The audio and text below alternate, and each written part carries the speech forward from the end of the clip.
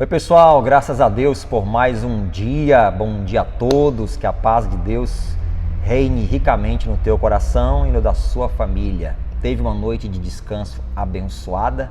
Espero que sim. E o que você espera desse seu dia? Eu desejo o melhor. E você? Já orou? Já falou com Deus? Pense nisso, e não só pense, não, pratique, é muito importante. Bom, vamos dar continuidade aqui à nossa jornada. Estamos no capítulo 18 e agora nós vamos ao versículo 18 em diante. Ó, não esquece não, viu? Like, mãozinha aí, tá vendo? Ó, a mãozinha, deixa o seu like e curte, é muito valioso para o canal, tá ok? Versículo 18 de Atos 18 diz assim, ó: E Paulo, ficando ainda ali muitos dias, despediu-se dos irmãos e dali navegou para a Síria e, com ele, Priscila e Áquila, tendo rapado a cabeça em Cencreia porque tinha voto. Então preste atenção aqui, veja só. Depois de ser liberado do tribunal, diz a Bíblia que Paulo passou muito tempo ainda em Corinto, né, ministrando aos irmãos e a todos que estavam ali ao alcance dele. E aí depois ele se despediu dos irmãos, e é interessante que o texto diz assim, ó: despediu-se dos irmãos, dali navegou para a Síria, e com ele Priscila e Áquila, tendo rapado a cabeça em Cencreia, porque tinha voto. Bom, alguns não sabem ao certo se quem rapou a cabeça foi Paulo ou se foi Áquila. Alguns são específicos, enfáticos em dizer que foi Paulo. Outros acham que possivelmente possa ter sido Áquila. Mas um dos dois raspou e diz porque tinha voto. O que era isso? O nazireu, quando por algum motivo o voto dele, a consagração dele era contaminada, aí ele tinha que começar do zero. Então o que ele fazia? Ele rapava a cabeça para começar do zero o seu voto de nazireado. Não beber vinho, nem bebida forte e algumas outras regras. Ou então acredita-se que um dos dois tenha rapado a cabeça, porque como tinha se encerrado as leis cerimoniais, então possivelmente ele estava se desobrigando do voto de nazireado. Não se sabe ao certo, essas são explicações que possivelmente possa ter acontecido ali. Aí no versículo 19 diz, ó: E chegou a Éfeso e deixou-os ali. Mas ele, entrando na sinagoga, disputava com os judeus. É interessante, eu não sei se você já notou, que em cada cidade que Paulo ia, ele entrava numa sinagoga e disputava com os judeus. E isso acontece repetidas vezes, sempre que a gente lê que ele está chegando numa cidade. Mas para que isso? A gente não sabe que os judeus, eles resistiam ao evangelho? Era um segmento religioso muito rígido. E sempre eles resistiam ao evangelho, à pregação de Paulo e ao próprio apóstolo. Em alguns casos, Paulo até correu risco de vida ao ministrar aos judeus. Mas por que isso? Porque Paulo sabia que todos precisavam de ter a oportunidade de conhecer a palavra, o evangelho, que dispõe, coloca à nossa disposição a salvação eterna em Jesus Cristo. Então Paulo não queria deixar nenhum judeu sem a oportunidade de ouvir o evangelho de Cristo, o evangelho da salvação. Paulo, se pudesse, ele pregaria a todo mundo, mas não estava ao alcance dele. Você veja que ele era um homem incansável, né? Então é importante você entender que todos e todas as pessoas precisam da oportunidade de conhecer o evangelho. O mais vil pecador, o mais idólatra dos religiosos, o mais cruel dos criminosos, o mais vulgar ou a mais vulgar daqueles que praticam a prostituição. Todos precisam ter a oportunidade de conhecer o evangelho. Quantas vezes julgamos as pessoas e dizemos assim: esse aí quando morrer vai para o inferno. Quem sou eu, quem é você para julgar alguém? Deus é o justo juiz. Até Cristo disse: eu não vim para julgar o mundo, porque as palavras que eu vos disse, elas julgarão a vocês. E nós muitas vezes, tão pequenos, insignificantes e limitados, julgamos o próximo. Nós temos que ter uma coisa em mente e no coração. Todos, assim como cada judeu a quem Paulo ministrava nas cidades por onde ia, todos precisam ter a oportunidade. Aí no versículo 20 diz assim, ó: E rogando-lhes eles que ficasse por mais algum tempo, não conveio com isso. Interessante que esses judeus foram mais gentis, mais corteses. Ouviram a pregação de Paulo e rogaram-lhe que ele ficasse com eles por mais alguns dias. E Paulo não conveio, não achou que isso seria um propósito de Deus. Versículo 21 diz, antes se despediu deles dizendo, querendo Deus, outra vez voltarei a vós, e partiu de Éfeso.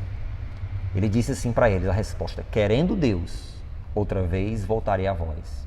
Ele sabia que a vida dele estava nas mãos de Deus, e que os seus dias, seus passos, seriam guiados por Deus. Assim é o homem de Deus, assim é a mulher de Deus. Sabe que a sua vida está nas mãos de Deus e que os seus passos são guiados pelo Senhor. E que tudo em sua vida é feito conforme a vontade do Pai. Lembra daquele trecho da oração do Pai Nosso? Seja feito a tua vontade aqui na terra como no céu. Então que a sua vida esteja desse jeito. Deus, se o Senhor quiser, eu farei tal e tal coisa. Eu viajarei para tal lugar. Eu mudarei para tal cidade, para tal país. E assim por diante. É claro que Deus nos deu autonomia para tomarmos decisões. Mas a sua autonomia não te torna independente de Deus. Muito pelo contrário. A sua autonomia tem que te tornar mais ainda dependente do Senhor. Porque você tem que ter a consciência que você é falha e que você pode errar. Então, se você colocar a sua vida nas mãos de Deus, querendo Ele, aí sim tudo vai dar certo.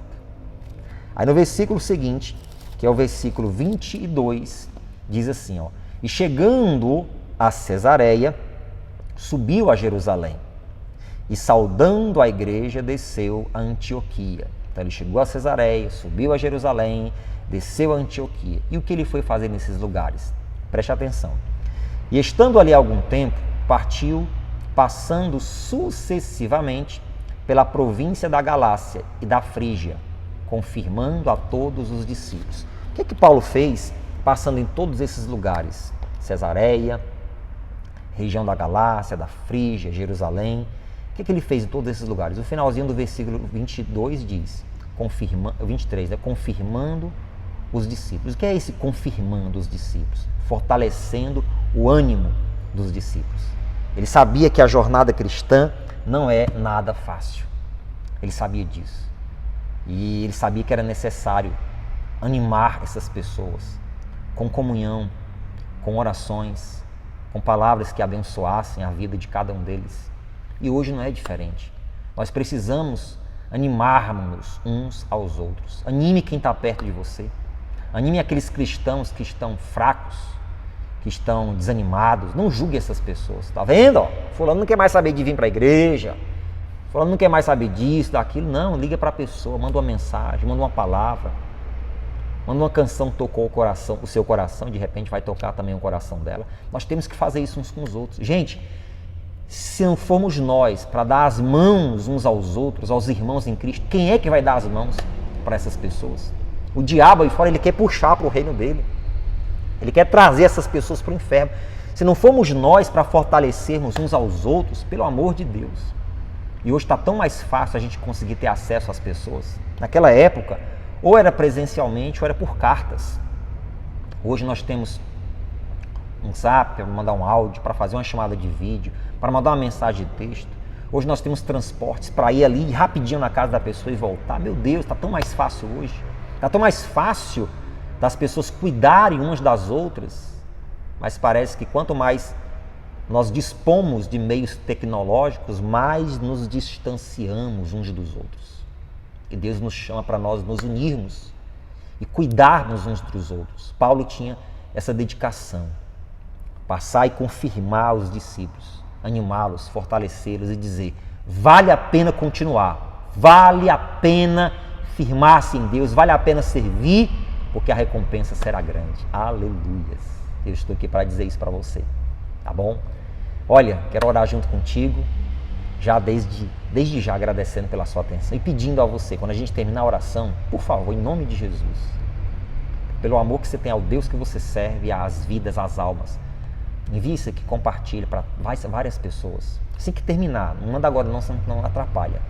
Terminou, compartilha com o teu grupo de WhatsApp, na tua lista de transmissão. Posta o link aqui no teu Facebook, nas tuas redes sociais. Vamos fazer isso, gente. Deus quer alcançar muitas vidas. Amém? Senhor, meu Deus e meu Pai, muito obrigado mais uma vez pela oportunidade de estar aqui ministrando a Tua Palavra e alcançando vidas e vidas e mais vidas, Pai.